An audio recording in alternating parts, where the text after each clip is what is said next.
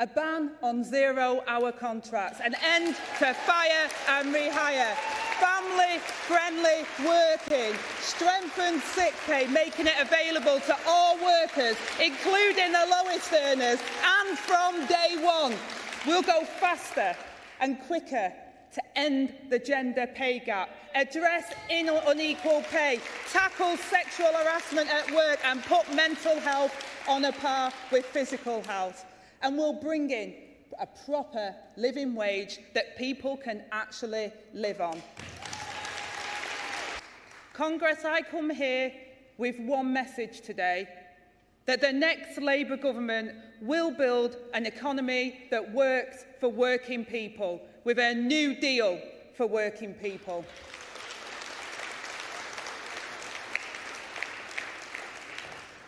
Labour will start by bringing forward an employment rights bill to legislate for this within the first 100 days of entering office. That's a cast-iron commitment.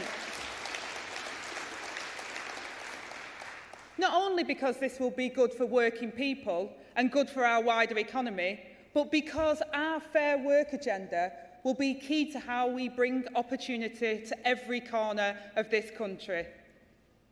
Last week, Keir appointed me Shadow Deputy Prime Minister, Strategic Lead for Labour's New Deal for Working People, and Shadow Secretary of State for Levelling Up Housing and Communities. Almost as many jobs as I had before. But I am delighted to be in this new post. As a young single mum, it was a Labour government that levelled the playing field for me. When I most needed it, a council house gave me and my son a secure home instead of sofa surfing. And that in turn meant that I could go out and find a job that I built a life upon. And the minimum wage meant that I earned more. A local authority job gave me better skills at work, and a Sure Start Centre gave me better skills as a parent. And joining a union changed my whole life.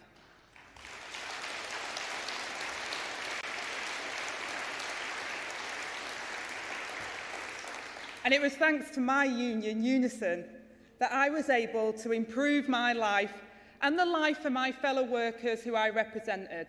I may have been born in Stockport, but I was raised in the trade union movement.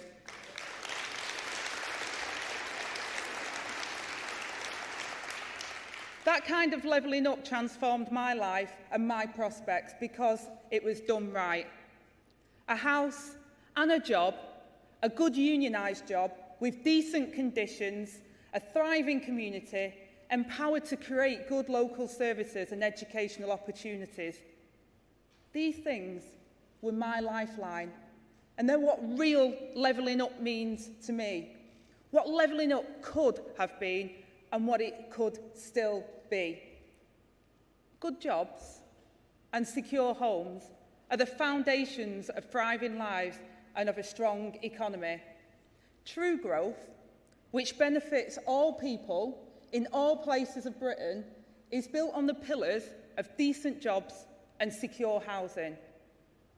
They were the pillars that I relied upon to get to where I am today. But Congress, those foundations I needed to improve my life and my community has instead been levelled down by the Tories.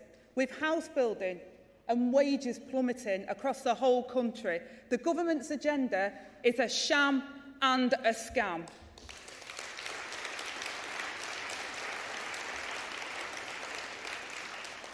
The mask has slipped and the public have seen the truth.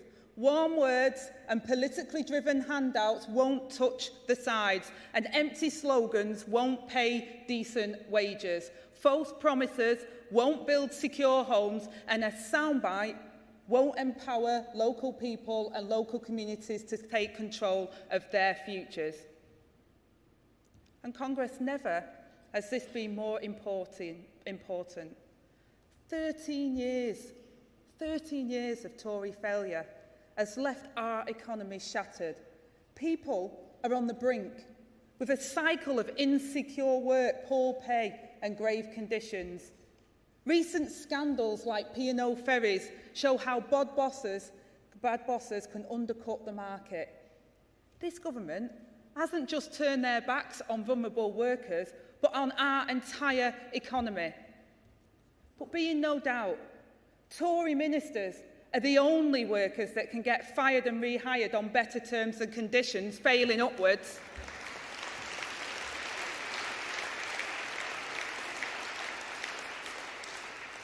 And all the while everyone else is pushed down, including you.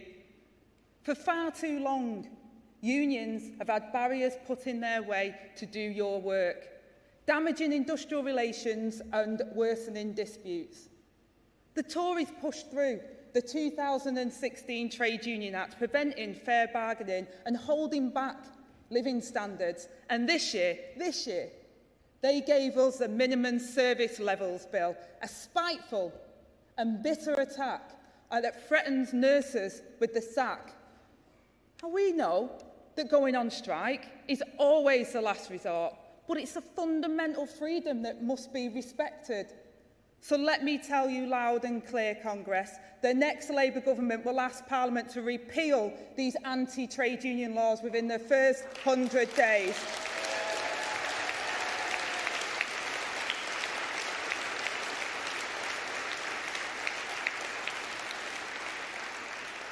This will enable you to get on with your jobs of negotiating better for your members. And I make no apologies that we will work hand in hand with the trade unions, as we will work with business to deliver a real partnership based on mutual respect, cooperation and negotiation. Labour's New Deal for working people will transform ordinary working people's lives. Work will finally pay, rights will be properly enforced, and crucially, it will strengthen the role of trade unions in our society. Because this is vital. Because the New Deal wasn't created in an ivory tower by politicians. It was developed in collaboration with you, the trade union movement, and it will be delivered with you.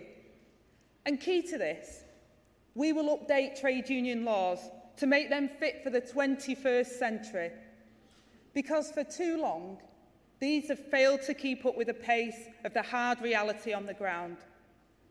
Take the laws protecting reps and officials, which don't account for the technological advancements of the past 10 years.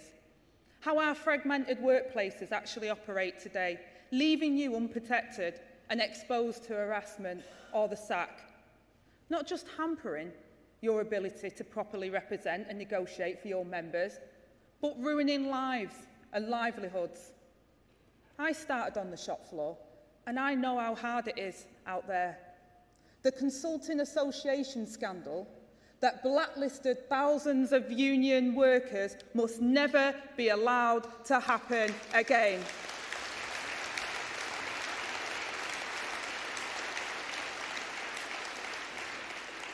Which is why I'm pleased to announce today that the next Labour government will act decisively and conclusively to stamp out blacklisting once and for all.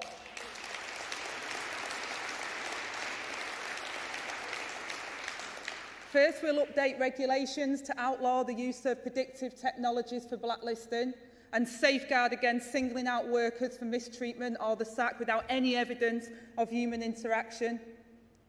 Second, we will act to end the loophole that allows employers to pass the dirty work down to third-party contractors so that any third party found to be carrying out blacklisting can legally be held to account. And third, we will give employment tribunals the power to order the destruction of any list, digital or not, to stop them being hidden or used again.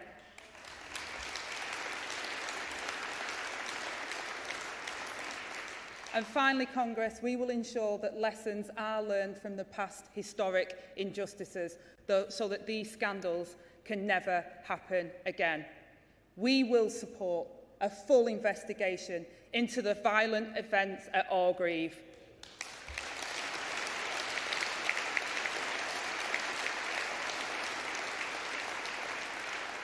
And in government, we will launch a review into and release the official documents relating to the Camel Yard prosecutions. And that's not all. We will give trade unions a new legal, reasonable right to access workplaces, like your sister unions have in Australia, New Zealand, the Nordic states and more.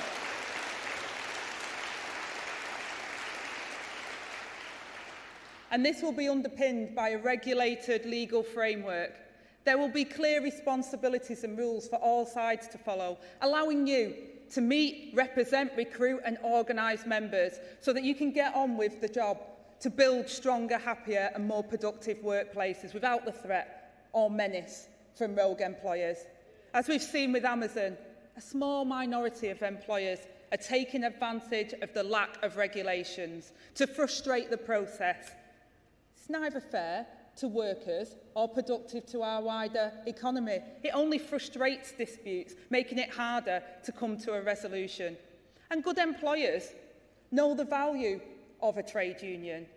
We will also simplify the statutory recognition process to ensure that the gig economy and remote workers can meaningfully organise through trade unions, and will level up the rules to allow trade unions to use secure and private electronic balloting when engaging, communicating and polling their members.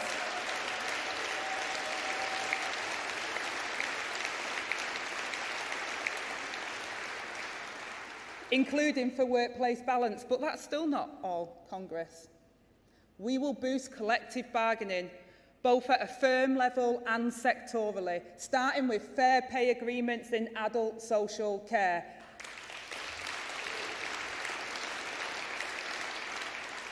We will empower workers and trade unions that represent them and employers in sectors to negotiate fair pay terms and conditions like training, in-staff benefits and more. And Congress, as a former social care worker, I cannot overstate the difference this will make, not only to these low-paid and far too often overlooked workers, but also to our entire healthcare system, weighted down by years of Tory neglect. We'll also protect existing sector-wide deals like the Fire and Rescue Services National Joint Council and support workers to meaningfully organise together to improve their terms and conditions. This is because we agree with the OECD that collective bargaining isn't just good for workers, but it can also be a benefit to helping companies and their staff adapt to technological and societal change. Congress, there's even more. Day one basic rights. A ban on zero-hour contracts, an end to fire and rehire, family-friendly working, strengthened sick pay, making it available to all workers, including the lowest earners, and from day one. We'll go faster and quicker to end the gender pay gap, address unequal pay, tackle sexual harassment at work and put mental health on a par with physical health. And we'll bring in a proper living wage that people can actually live on.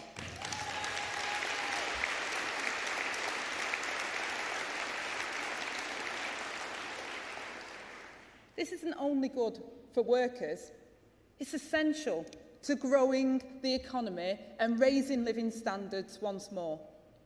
The state will take a more active and strategic role in our economy by fixing UK's broken labour market, giving businesses the confidence they need to invest in our infrastructure and people once more. It's how we'll boost people's pay so that they have more money in their pockets to spend down their local high street, and how we'll turn the Tories' failure on productivity on its head. Because a healthier, happier and motivated workforce is good for the bottom line. And make no mistake, this agenda is good for workers, our economy and for business. Labour has a comprehensive plan to create good jobs across the entire country and raise living standards, all through our New Deal for working people. Alongside decent work, Labour has a plan to fix the housing crisis by building more homes. Homes that people can afford to live in, with a priority given to local people. And yes, that means building more council housing.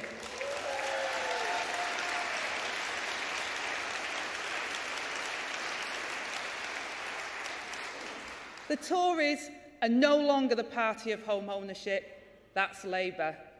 A party that will be on your side and that will govern in the interests of the whole country. Good jobs and secure homes are the foundations of thriving lives and the foundation of a strong economy. True growth that benefits all people. So now, Congress, the battle for the general election is getting started. And it's not going to be easy. But this country cannot survive another 5 years of Tory rule. Ask yourself, what will be left? There's no doubt that Labour has to win. But to get this victory, we have to come together, stand together, and campaign side by side. And we need your help. Congress, I need your help to get the word out about the New Deal for working people. This is our platform, to make Britain work for working people again. That's what's at stake. That's what our shared future can be. So Congress, join me and let's fight for it together. Thank you.